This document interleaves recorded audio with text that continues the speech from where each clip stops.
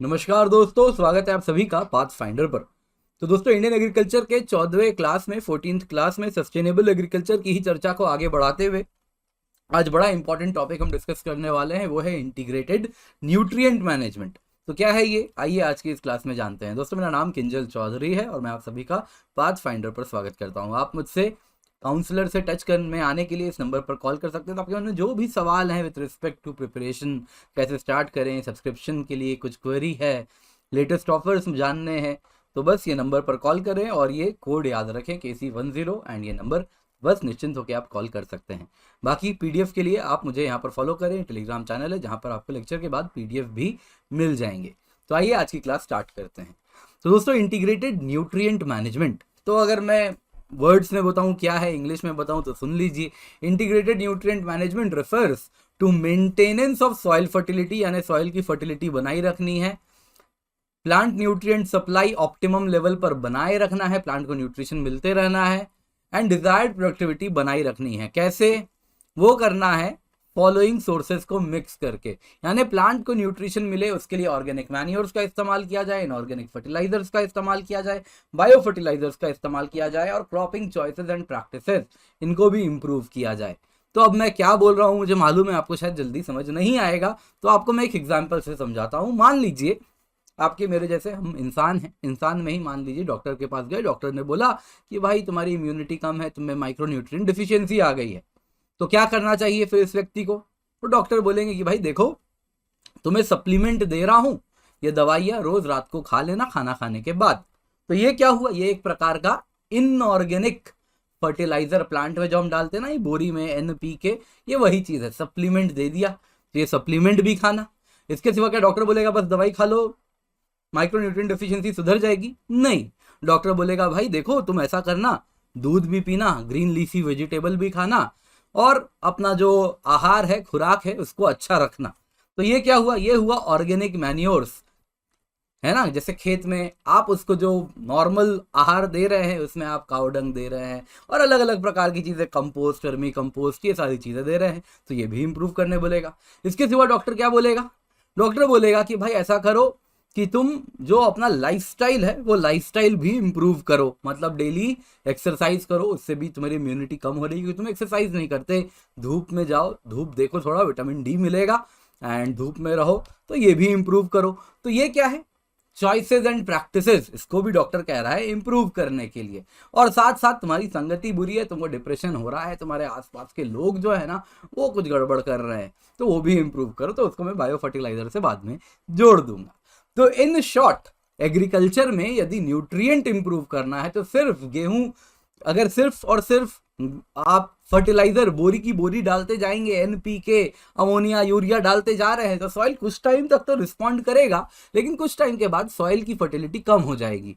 तो सॉइल को अगर हमें न्यूट्रिएंट में रिच बनाना है, प्लांट के लिए न्यूट्रिशन सफिशिएंट अमाउंट में हमें प्राप्त करवाना है प्लांट को, तो हमें जितने भी तरीके हो सकते हैं न्यूट्रिएंट पहुंचाने के प्लांट में, वो सारे तरीके इस्तेमाल में लाने होंगे। फिर वो चाहे ऑर्गेनिक मैन्योर्स हो, इनऑर्गेनिक फर्टिलाइजर्स हो, बायो फर्टिलाइजर्स हो, या क्रॉपिंग चॉइसेस एंड प्रैक्टिसेस हो। तो यही है इंटीग्रेटेड न्यूट्रिएंट मैनेजमेंट, यानी amalgamation of all possible ways जिसके द्वारा सॉइल की फर्टिलिटी मेंटेन हो, प्लांट को न्यूट्रिएंट सप्लाई होता रहे। तो जितना भी पॉसिबल सोर्सेज हो सकता है प्लांट न्यूट्रिएंट का, उन सब को इस्तेमाल में लाओ और बैलेंस्ड तरीके से सॉइल को न्यूट्रिएंट में रिच करो और प्लांट को अच्छा खासा न्यूट्रिशन पहुंचा सको। तो this is integrated nutrient management. आज के टाइम किसान क्या करता है? बस और बस जाता है, बोरी की बोरी लाता है, NPK फर्टिलाइजर मिलाता जाता है, organic manures, bio fertilizers, cropping choices and practices पे उतना ध्यान नहीं दे रहा है। तो जरूरी क्या है? सबको बैलेंस करें। तो क्या है ऑर्गेनिक सोर्सेज? आइए जल्दी से देखते हैं ऑर्गेनिक सोर्सेज ऑफ न्यूट्रिएंट्स क्या क्या हो सकते हैं। तो सबसे पहले तो होता है मैन्योर, ये तो आप सब जानते हैं, क्या हो गया? Cattle dung, compost, vermi compost, इन सब पर हमने ऑलरेडी चर्चा की है, ये तो मैन्योर हो गए। इसके सिवा एक टर्म है कॉन्सेंट्रेटेड ऑर्गेनिक मैन्योर। अब ये क्या होता है, आइए इसको जानते हैं। कॉन्सेंट्रेटेड ऑर्गेनिक मैन्योर हो गया दोस्तों अलग अलग प्रकार का। एक हो सकता है ऑयल केक। ऑयल केक दोस्तों हो सकता है कि जो प्लांट रेसिड्यू है उसी को जमा करके कंसेंट्रेट करके बना दिया ऑयल केक। ऑयल सीड्स वाले प्लांट होते हैं तो उसी को हमने जो उसका जो रेसिड्यू था उसको जमा करके बनाया। अब ऑयल केक अगर आप देखें तो इसमें नाइट्रोजन होता है, इसके सिवा फॉस्फोरस पोटेशियम भी होता है, क्योंकि एंड ऑफ द डे किससे बनाए जा रहे हैं, लेग्यूमिनस प्लांट्स के रेसिड्यू हैं।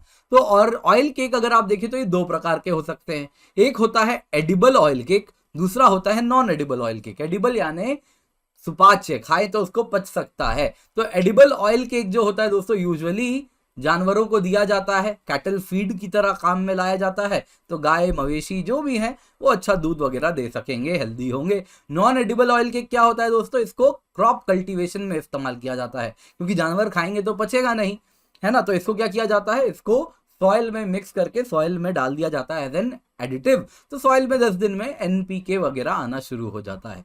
तो ये क्या है, ऑयल केक है दोस्तों। नेक्स्ट अगर हम देखें तो होता है बोन मील। बोन मील क्या हो गया दोस्तों, अलग अलग प्रकार का हो सकता है। एक हो सकता है क्या कि स्लॉटर हाउस गए एंड वहां पे कैराकैस मिला जानवर का, और उसको जो बोन था वो बोन निकाला, उसको पाउडर बनाया और सॉइल में मिला दिया, तो फॉस्फोरस दे दिया एक किस तरीके से। दूसरा बहुत ज्यादा इस्तेमाल किया जाता है फिश मील।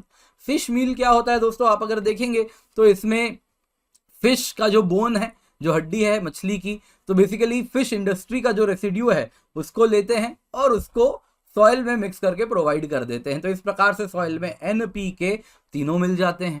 फिर होता है दोस्तों ग्रीन मैन्योर। ग्रीन मैन्योर क्या हो गया कि जो लेग्यूमिनस फैमिली के प्लांट्स हैं उनको खेत में ही ग्रो किया जाता है, कुछ टाइम तक बड़ा करते हैं, और ये ग्रीन लीफी प्लांट्स होते हैं। स्पेशली आप देखें तो बीन्स का होता है ना, क्लस्टर बीन्स, और अलग अलग चीजें हो सकती हैं, सन हेम्प वगैरह कुछ भी हो सकता है। लेग्यूमिनस फैमिली के यूजुअली प्लांट्स होते हैं, इनको ग्रो किया जाता है। जब सफिशिएंट ग्रोथ हो जाता है तो इसके पत्ते ये प्लांट को निकालते हैं सॉइल से और मिट्टी में मिक्स करके डाल दिया जाता है। तो सॉइल में इनके में जो नाइट्रोजन इन्होंने फिक्स करके खुद के शरीर में रखा है, प्लांट ने रखा है अपने बायोमास में, वो सॉइल में मिला देते हैं, सॉइल नाइट्रोजन वगैरह में रिच हो जाता है। वैसे ही होता है green leaf manure. Green leaf manure हो गया दोस्तों, स्पेशली पहाड़ी इलाका है, जंगल वाला इलाका है, तो वहां पे नीम, महुआ, वाइल्ड इंडिगो, करंजी जैसे अलग अलग पेड़ हैं, तो उनके पत्ते, ट्विग वगैरह नोचे जाते हैं, तोड़े जाते हैं और उनको मिट्टी में मिला दिया जाता है और सॉइल में इनकॉर्पोरेट कर देते हैं। तो इस प्रकार से भी सॉइल अगर आप देखें तो न्यूट्रिएंट में रिच हो जाता है। तो ये सब ऑर्गेनिक सोर्सेज थे। एक मैंने बताया आपको मैन्योर्स, जो कि आप सब जानते हैं। दूसरा होता है कॉन्सेंट्रेटेड ऑर्गेनिक मैन्योर, जो आपके लिए शायद नया था। तो ऑर्गेनिक फर्टिलाइजर्स और भी कई प्रकार के हो सकते हैं, पीट हो सकता है, पोल्ट्री का लिटर हो सकता है, अलग अलग चीजें, वर्मी कंपोस्ट वगैरह आप जानते ही हैं, डोलोमाइट वगैरह भी हो सकता है, लकड़ी जला के ऐश मिलता है, वुड ऐश हो सकता है। इन ऑर्गेनिक सोर्सेज दूसरा देख लेते हैं। तो एक हम समझ गए ऑर्गेनिक मैन्योर्स क्या हो गया, organic source of fertilizer nutrient क्या हो गया, ये तो हम जान गए। नेक्स्ट देखते हैं इनऑर्गेनिक सोर्सेज। तो इनको मिनरल फर्टिलाइजर्स भी कहते हैं। तो अलग अलग प्रकार का होता है दोस्तों, आप जानते ही हैं, यूरिया है, ये देखिए NPK मिक्स करके दिया गया है 10-26-26 के रेशियो में।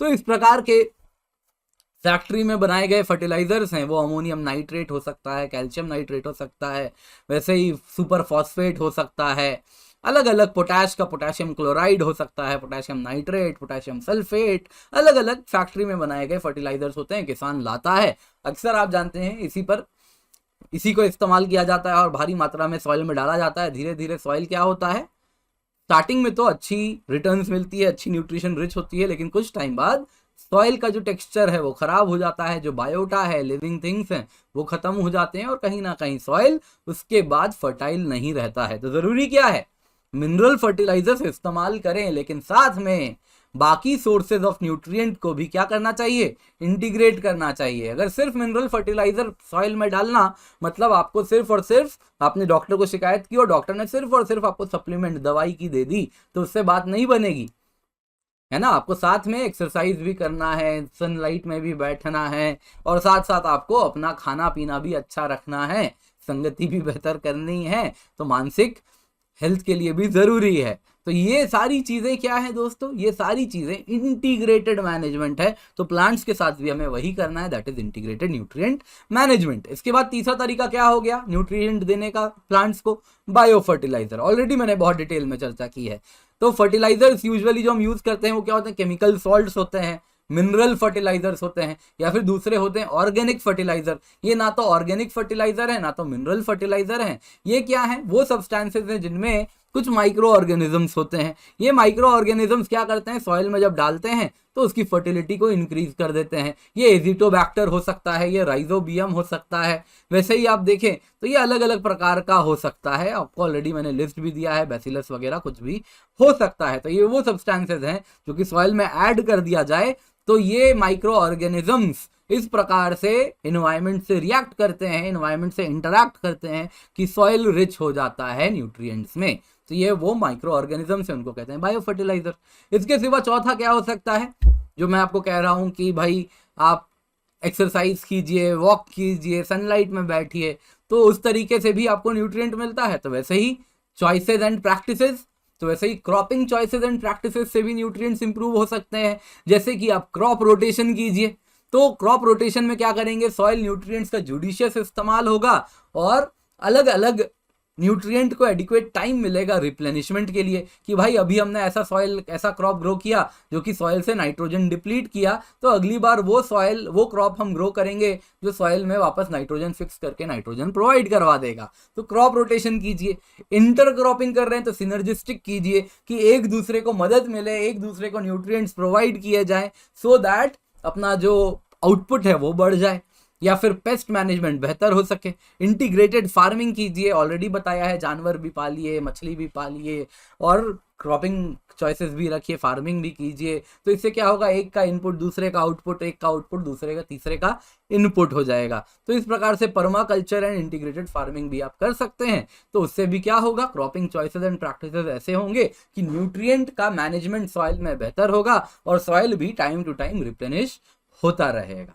तो यही दोस्तों आपको जानना था इंटीग्रेटेड न्यूट्रिएंट मैनेजमेंट में। ये बड़ा इंपॉर्टेंट है कि आप एक टॉपिक जाने, अक्सर इसमें कंफ्यूजन होता है। तो आई होप आपको अब कंफ्यूजन नहीं रहेगा इस टॉपिक में।